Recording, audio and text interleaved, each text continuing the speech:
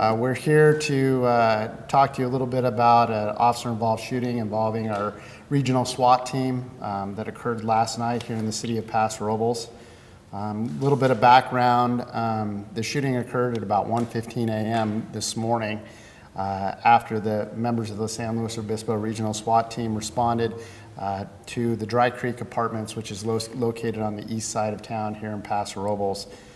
They responded at my request after my detective unit became involved in an investigation involving a 32-year-old man identified as Stephen Calderon from Los Angeles, California. Mr. Calderon was involved in a domestic violence incident earlier in the afternoon in which he displayed a gun towards his girlfriend, as I know it at this time. At one point, he also fired several shots from a pistol into the air, according to witnesses, and that's kind of what initiated our investigation. Our patrol units initially responded from the Paso Robles Police Department and had tried to establish contact with Mr. Calderon. However, that proved mostly unsuccessful. It appeared that he would come in and out of the residence and yell various things at the officers.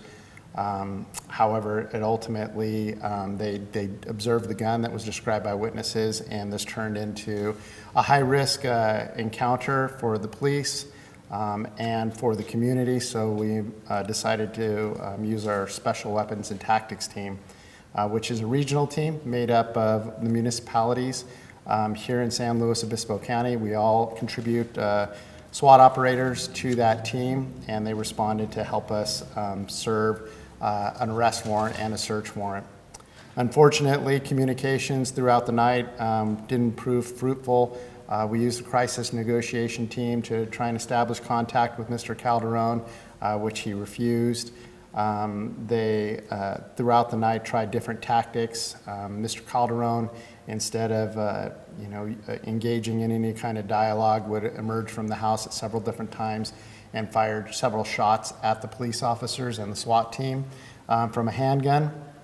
Some of those, fortunately, were absorbed by some of the special equipment that the SWAT team deployed, known as a Bearcat. It's a heavily armored vehicle that was used to protect the SWAT team members. At one point, nearing 1:15 in the morning, officers had already deployed tear gas and different chemical agents inside the house to try and get Mr. Calderon out. However, he didn't respond much to those until about 1:15. He emerged from the house and eventually set the gun down that we saw him armed with on the sidewalk, or excuse me, on a porch nearby him, and began discussing various topics with the officers, the SWAT officers on scene. However, at one point, the suspect lunged towards the gun, and he was fatally struck by gunfire from the SWAT team.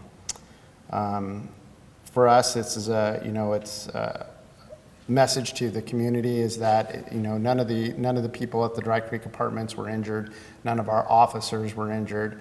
Thank God, especially in the wake of the tragedy that occurred recently in San Luis Obispo. And so the community is safe. Unfortunately, we also have Mr. Calderon that is deceased, and it's not lost upon us that a mother and a father have lost their child. However, this event, certainly we did everything that we could to get Mr. Calderon to surrender peacefully, but that didn't happen. Currently at this time, we have 2 Paso Robles police officers that have been placed on administrative leave, and 1 San Luis Obispo police officer, city police officer, that's also on leave as we continue to investigate the circumstances surrounding the shooting.